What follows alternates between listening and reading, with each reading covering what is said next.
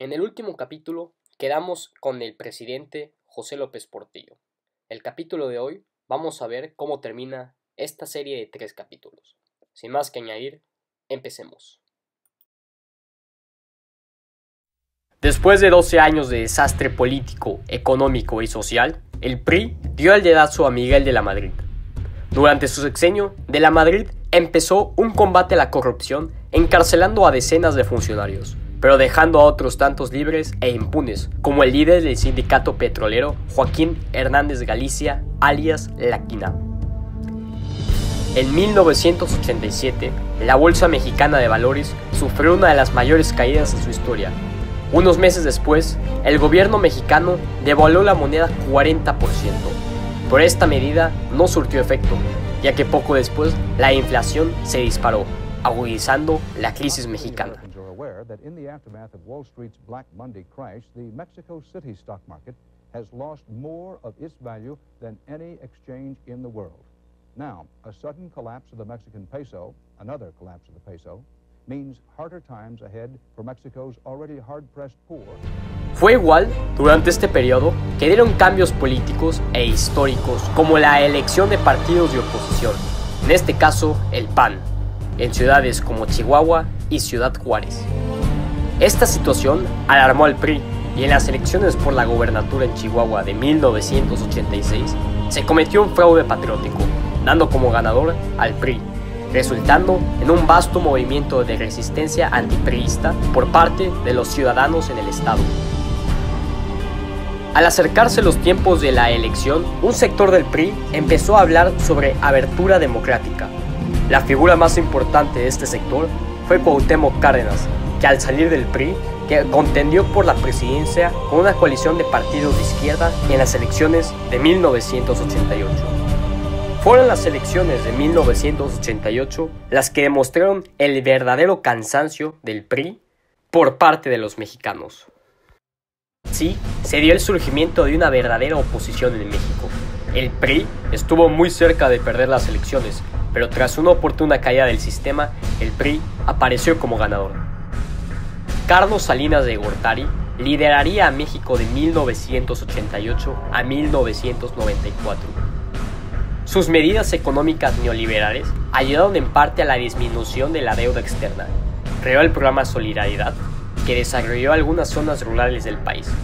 Igual, firmó el Telecán, haciendo que México entrara a un mercado internacional enorme. Se dio igual la privatización de miles de empresas estatales. Muchas de estas antes eran declaradas en quiebra y luego vendidas a precios de sal. Durante su sexenio se siguió con el combate a la corrupción, eliminando, por ejemplo, del sindicato de maestros a Carlos Longitud, pero en su lugar puso a Elba Ester Gordillo. En 1994, justo el día en que entraba en vigor el Telecán, se dio el levantamiento de una guerrilla indígena, el EZLN. El gobierno al principio recurrió al uso del ejército y antiguas tácticas, pero con la comunidad internacional más presente, el país se fue por la amnistía. Al final, se sumaron una serie de sucesos que mostró de nuevo la desestabilidad en México, creando una nueva fuga de capital. Luego de unas nuevas elecciones con resultados indiferentes, el país sería dirigido por Ernesto Zedillo. Zedillo se encontró con el país en medio de una inestabilidad política y social que había desembocado en la fuga de capitales. Las reservas internacionales del gobierno bajaron alarmantemente. México se vio en dificultades de pago en el llamado error de diciembre.